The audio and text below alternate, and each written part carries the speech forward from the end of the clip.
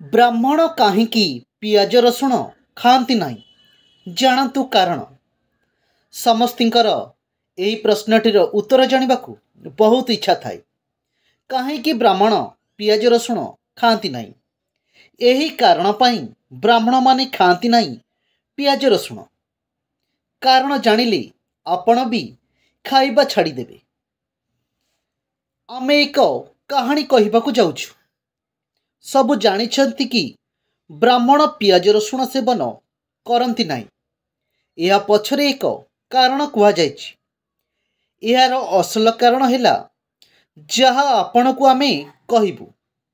ଆସନ୍ତୁ ଜାଣିବା କ'ଣ ପାଇଁ ବ୍ରାହ୍ମଣମାନେ ରସୁଣ ପିଆଜକୁ ଖାଇବାକୁ ପସନ୍ଦ କରନ୍ତି ନାହିଁ। ଶାସ୍ତ୍ର ଅନୁସାରେ ଏହି କଥାର ଅସଲ କାରଣ କୁହାଯାଇଛି। କେଉଁ କାରଣରୁ ବ୍ରାହ୍ମଣମାନେ ଏହିସବୁ ଜିନିଷର ସେବନ କରନ୍ତି ନାହିଁ? ସମୁଦ୍ର ମନ୍ଥନ ସମୟରେ ଯେବେ ଅମୃତ କଳସ ବାହାରିଥିଲା, ତେବେ ବିଷ୍ଣୁ ଭଗବାନ ସମସ୍ତ ଦେବତାଙ୍କୁ ଅମର ହେବା ପାଇଁ ଅମୃତ ବାଣ୍ଟୁଥିଲେ। ସେହି ସମୟରେ ରାହୁ ଓ କେତୁ ନାମକ ଦୁଇ ରାକ୍ଷସ ତାଙ୍କ ମଧ୍ୟରେ ଆସି ବସିଗଲେ ଓ ଭୁଲବଶତଃ ସେମାନେ ଅମୃତ ପିଇ ଦେଇଥିଲେ। କିନ୍ତୁ ଯେମିତି ଦେବତାଙ୍କୁ ଏହା ଆଭାସ ମିଳିଲା, ସେମାନେ ତୁରନ୍ତ ବିଷ୍ଣୁ ଭଗବାନଙ୍କୁ ଏହି ବିଷୟରେ ଜଣାଇଲେ। ତାପରେ ବିଷ୍ଣୁ ଭଗବାନ ସୁଦର୍ଶନ ଚକ୍ର ଦ୍ୱାରା ସେହି ରାକ୍ଷସଙ୍କର ମୁଣ୍ଡକୁ ଶରୀରରୁ ଅଲଗା କରିଦେଲେ। ମୁଣ୍ଡରୁ ଶରୀର ଅଲଗା ହେବା ପରେ ତାଙ୍କ ମୁହଁର ଭିତରେ ଅମୃତର କିଛି ବୁନ୍ଦା ଚାଲିଯାଇଥିଲା। ଏମିତିରେ ରାକ୍ଷସଙ୍କ ମୁଣ୍ଡ ଅମର ହୋଇଗଲା, କିନ୍ତୁ ସବୁ ନଷ୍ଟ ହୋଇଗଲା।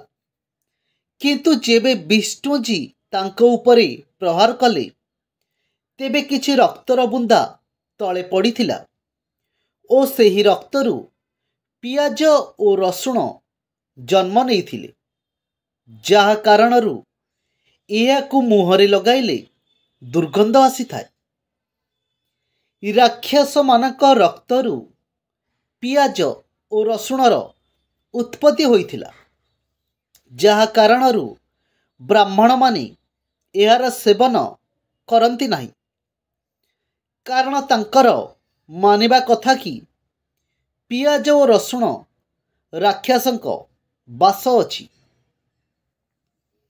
ରାକ୍ଷସମାନଙ୍କ ରକ୍ତରୁ ପିଆଜ ଓ ରସୁଣର ଉତ୍ପତ୍ତି ହୋଇଥିଲା, ଯାହା କାରଣରୁ ବ୍ରାହ୍ମଣମାନେ ଏହାର ସେବନ କରନ୍ତି ନାହିଁ। କାରଣ ତାଙ୍କର ମାନିବା କଥା କି ପିଆଜ ଓ ରସୁଣ ରାକ୍ଷସଙ୍କର ବାସ ଅଛି।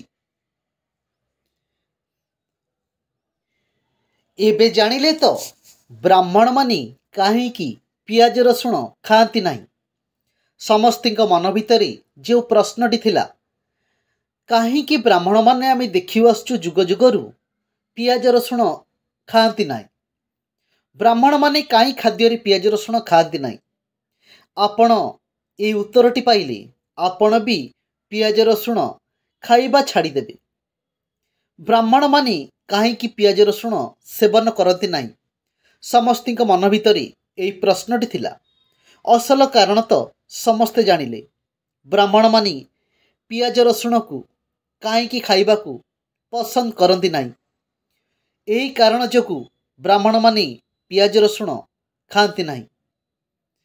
ଯେତେବେଳେ ସମୁଦ୍ର ମନ୍ଥନ ଚାଲିଥିଲା, ସମୁଦ୍ର ମନ୍ଥନ ସମୟରେ ଯେତେବେଳେ ଅମୃତ କଳସ ବାହାରିଥିଲା, ବିଷ୍ଣୁ ଭଗବାନ ସମସ୍ତ ଦେବତାଙ୍କୁ ଅମର ହେବା ପାଇଁ ଅମୃତ ବାଣ୍ଟିଥିଲେ।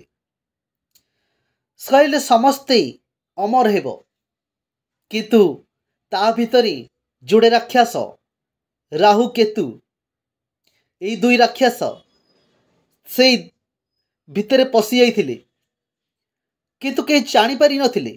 ଭୁଲବଶତଃ ସେମାନେ ଅମୃତ ପିଇ ଦେଇଥିଲେ। କିନ୍ତୁ जेमती देवता माने जानीगले जे अरे ये तो आम गोष्ठीर नुह, ये दुई जन तो राक्षस। तेणु भगवान विष्णु को ए विषय शुणाइले। भगवान विष्णु कौन कले, सुदर्शन चक्र द्वारा से राक्षसंकर मुंड को शरीर अलगा करदेले। मुंडरू शरीर सीना अलगा हो गला, किंतु ए मुहरी अमृतर किछि बुंदा चली जाइथिला। राक्षसंक मुंड किंतु अमर हो गला। जेतेबेले सुदर्शन चक्र चलिला सेतेबेले मुंडरू गंडी सीना अलगा हो गला, किंतु अमृत जो खाइथिले से ठोपे बुंदा तांको मुहरे रहीगला, पाटी रे रहीगला।